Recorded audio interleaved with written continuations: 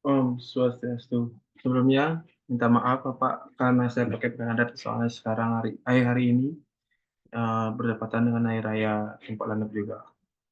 Perkenalkan, nama saya Inyaman Kristasya Wardana dari kelas 6C MPK absen 16. Saya akan mempresentasikan tugas UAS yang Bapak kirimkan di e-learning. Yang pertama, definisi dan prinsip dasar etika bisnis. Etika bisnis mengacu pada prinsip-prinsip moral dan standar yang mengatur perilaku dalam bisnis.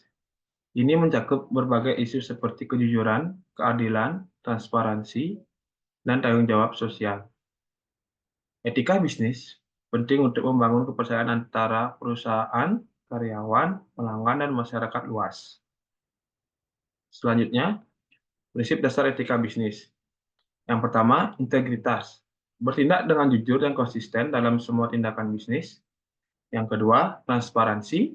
Membuka informasi yang relevan dan tidak menutupi fakta penting dari pihak terkait. Yang ketiga, tanggung jawab.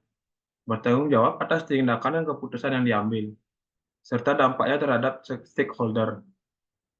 Yang keempat, keadilan. Bertindak adil dalam semua interaksi dan memastikan tidak ada diskriminasi. Yang kelima, respect terhadap hukum. Mematuhi semua hukum dan regulasi yang berlaku di wilayah operasi. Selanjutnya, kepatuhan terhadap regulasi dan hukum. Kepatuhan terhadap hukum dan regulasi merupakan aspek fundamental dari etika bisnis yang melibatkan, pertama, memahami dan mengikuti regulasi. Perusahaan harus memahami dan mengikuti semua peraturan yang berlaku, termasuk regulasi lingkungan, hak asasi manusia, dan perlindungan konsumen. Yang kedua, menghindari praktik ilegal. Menghindari aktivitas seperti korupsi, penyuapan, dan pencucian uang. Yang ketiga, pelaporan yang tepat. Menyediakan laporan keuangan yang akurat dan jujur, serta mematuhi standar pelaporan yang berlaku. Selanjutnya, keselamatan kerja dan tanggung jawab terhadap pekerja. Perusahaan memiliki tanggung jawab untuk memastikan keselamatan dan kesejahteraan pekerjanya. Ini termasuk yang pertama, menciptakan lingkungan kerja yang aman, mengidentifikasi dan memitigasi risiko keselamatan, serta menyediakan pelatihan yang diperlukan. Yang kedua, kesejahteraan karyawan, menyediakan fasilitas kesehatan, waktu istirahat yang cukup, dan kompensasi yang adil. Yang ketiga, non-diskriminasi dan inklusi, memastikan bahwa tidak ada diskriminasi berdasarkan ras, gender, agama, atau orientasi seksual dalam semua aspek pekerjaan. Selanjutnya, transparansi dan integritas dalam penawaran proyek dan pelaksanaan. Transparansi dan integritas adalah kunci dalam proses penawaran proyek dan pelaksanaannya. Yang pertama, penawaran yang adil dan terbuka. Menghindari manipulasi atau kecurangan dalam proses penawaran proyek, semua peserta harus diperlakukan secara adil. Yang kedua, komunikasi yang jelas. Menyediakan informasi yang jelas dan lengkap tentang syarat dan ketentuan proyek. Yang ketiga, pelaksanaan yang jujur. Memastikan bahwa proyek dilaksanakan sesuai dengan spesifikasi yang telah disepakati tanpa adanya penyimpangan atau pengurangan kualitas. Selanjutnya, contoh kasus nyata dan pelajaran yang dapat diambil. Contoh kasus yang saya ambil yaitu Enron Corporation.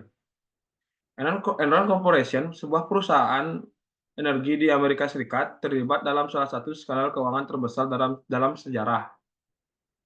Manajemen perusahaan menggunakan teknik akuntansi yang kompleks untuk menutupi hutang dan membuat keuntungan perusahaan tampak lebih besar dari yang sebenarnya. Pelajaran yang dapat diambil yang pertama itu kebutuhan akan transparansi. Skandal ini menunjukkan pentingnya transparansi dan pelaporan keuangan yang akurat. Yang kedua, pengawasan dan akuntabilitas. Perlunya pengawasan yang ketat dan sistem akuntabilitas yang kuat untuk mencegah kecurangan. Yang terakhir, penutup.